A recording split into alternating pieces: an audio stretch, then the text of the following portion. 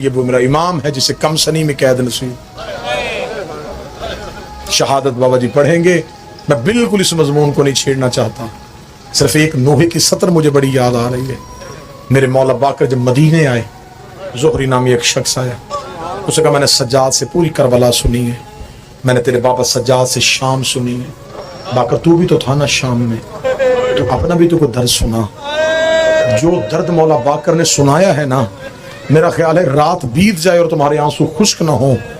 जो जनाबे बाकर ने खुद अपना मुसाहिब पढ़ा है, जनाबे बाकर रो के कहते हैं मैं करबला का वो कमसन कैदी था और मैं वो अनोखा कैदी था जिसके हाथ उसकी जुल्फों से बांधे गए थे।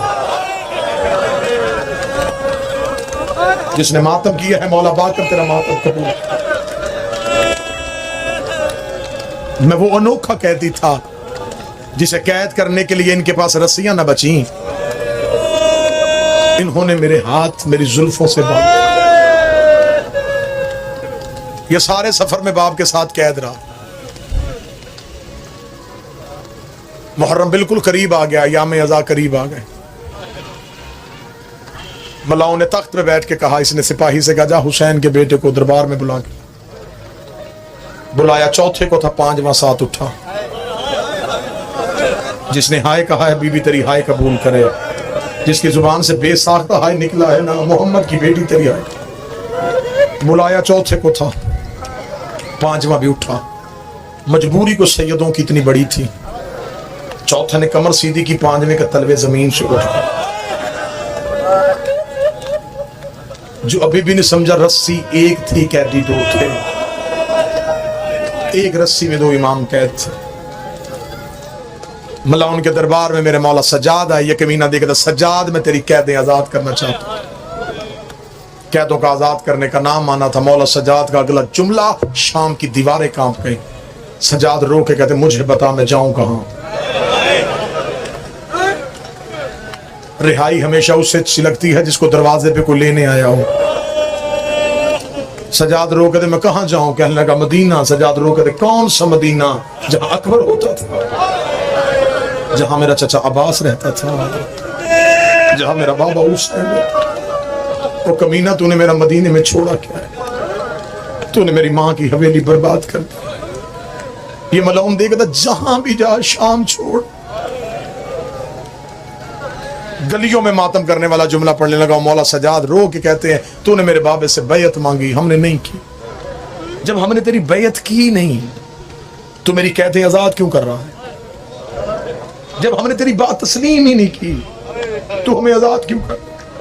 ये वो दर्द है शायद मिंबर की जुबान से पहली बार निकले। मौलाना फरमाया क्यों कैद आजाद कर रहा है? ये कमीना देख कहता मुझे तेरी बहन के रोने की आवाज खत्म कर गई। वो जिसे चंद दिन पहले दफना के आया था ना, उसके रोने की आवाज अब भी मेरे महल में आ रही है। मैं आधी आधी रात को उठ के रोता हूँ, कभी वहां बैठी रो रही है, कभी वहां बैठी रो। उसके रोने की आवाज मुझे सोने नहीं देती। मुझे ऐसे लगता है कि मेरे ऊपर अजाब आ जाएगा, छत गिर जाएगी, आसमान फट जाएगा, जमीन मुझे निगल लेगी। जितनी जल्दी हो सके शाम छोड़। मौला सज्जाद ने कहा फिर फैसला मैंने नहीं करना। कहने लगा कौन करेगा? सज्जाद रो कहते वो जो जिंदान में बैठी है। मलाउन देख के कहता तू बेटा नहीं हुसैन का? सज्जाद देख कहते मैं बेटा होके वारिस नहीं, वो बहन होके वारिस, वो शरीकतुल हुसैन है। दरबार से वापस आए, जिंदान में सज्जाद पहुंचे। रेत के मुसल्ले पे बैठी थी अली की नमाजी बेटी। माँ के कदमों पे हाथ रखा था, अम्मा यजीद कैदे आजाद कर रहा है। सईदे से सर उठा के कहती इससे पूछ शाम की औरतें थक गई हैं। जिसने हाय कहा है बीबी तेरा हाय कबूल करे, इससे पूछ शाम में पत्थर खत्म हो गए। अम्मा वो कहता है कि सकीना के रोने की आवाजें उसे सुकून ही लेने देती। बीबी रो कहती ना सज्जाद, मैं हुसैन की बहन हूं, अली की बेटी। मैंने 2 इमामों के साथ वक्त गुजारा है, फिर मैंने 2 इमाम बचा के मदीने वापस लेके जाने। सज्जाद मुझे पता है मेरे भाई ने इसके बाप से शर्तें मनवाई थी, तू भी शर्तें मनवा, ताकि मौरख लिखे अली की बेटी शर्तें मनवा के उठी। मौला सज्जाद को बीबी ने शर्तें बताई। सज्जाद दरबार में है। मलाउन मेरी माँ की शर्तें। कह लगा कौन सी शर्त? मौला सज्जाद के बाद आई शहदा के सर वापस चाहिए। इसने कहा छोटी शर्त है देता हूं। मौला सज्जाद ने कहा दूसरी शर्त, शाम में एक मकान खाली चाहिए। क्या अगर रहना नहीं तो करना क्या है? सज्जाद रो कहते मेरी मां कहती है मेरी सब भाइयों की मारी गई, मुझे रोने किसी ने नहीं दिया।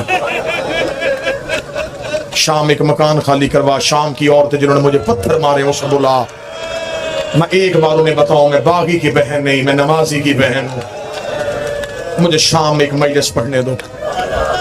वो जो पहली बार शाम में मजलिस पढ़ी थी ना, ये मजलिस उसी का फजल था। इसे का मकान देता हूं। मौला की आवाज है बशीर इब्न जज़ला मुहारी होना चाहिए, मिल जाएगा। 3 ऊंट होने चाहिए, दे दूंगा। आखिरी शर्त कहने से पहले सजाद रोए। मैं गैर सैयद हूं, अलमों के दरमियान खड़ा हूं, मेरी हिम्मत नहीं पड़ रही कि मैं इतने भरे मजमे में वो शर्त कैसे पढ़ दूं।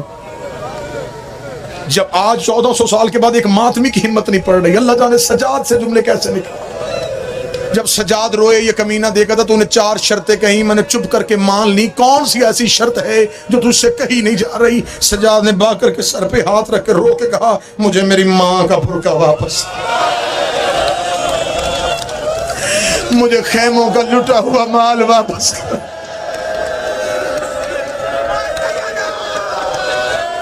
अजरों को मिन अल्लाह, अजरों को मिन अल्लाह, अजरों।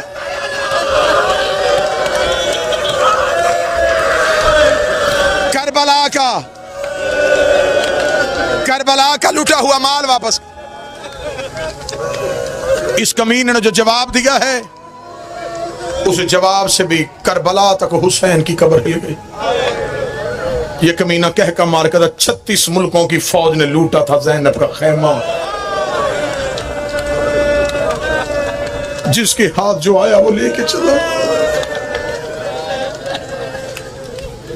ज्यादा दर्द पढ़ूंगा या मेरा जिगर फट जाए या मजमे में कोई मर जाए। 3 ऊंट लेके सज्जाद जिंदान के दरवाजे पे आए। अम्मा चल वापस चले। 3 ऊंट दरवाजे पे आए। अली की बेटियां ऊंटों के करीब। मेरी आलिया सज्जाद के करीब आ गई। सज्जाद हम कहाँ जा रहे? आखिरी 1 मिनट। सज्जाद रो कहते अम्मा मदीना। बीबी रो कहती ना सज्जाद मैंने मदीने नहीं जाना। अम्मा फिर कहाँ जाए? ये बहनों के हिस्से का जुमला। बीबी रो कहती सज्जाद कोई बेटा परदेश में छोड़ के नहीं जाता, मैं बेटी परदेश में छोड़। सज्जाद अगर हो सके मुझे एक बार सकीना की कब्र पे ले जा। सज्जाद मैं एक बार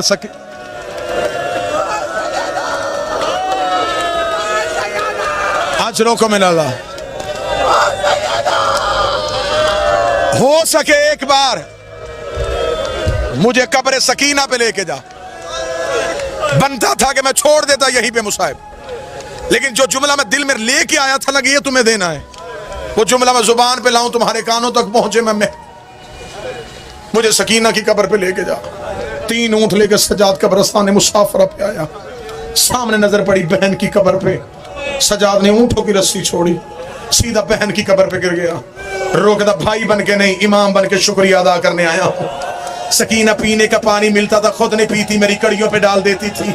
सकीना रोज मेरे पांव चूम के पूछा करती थी परिंदे घरों को जाते हैं, कभी हम भी मदीने जाएंगे। और सकीना देख मेरी रस्सियां खुल गई, देख मेरी कड़ियां खुल गई। सकीना मैं मदीने जाने लगा हूँ, आ सकीना मैं तुझे मदीने ले जाऊं। बीबी ज़ैनब की आवाज है कलसूम उठा ले, कहीं बहन की कब्र पे भाई मर न जाए। बीबी कलसूम ने सज्जाद को उठाया, रुकैया ने कलसूम को उठाया, सबसे आखिर में आई अलमो वाले की ज़ौजा फजल की मां। रो के दी अली की बेटियों तुम्हें गाजी का वास्ता, एक बार पर्दा करो, मुझे सकीना से बात करनी है।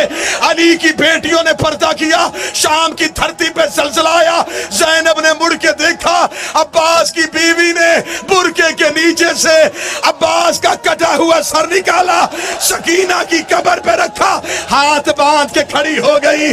रो के दी बीबी नौकर माफ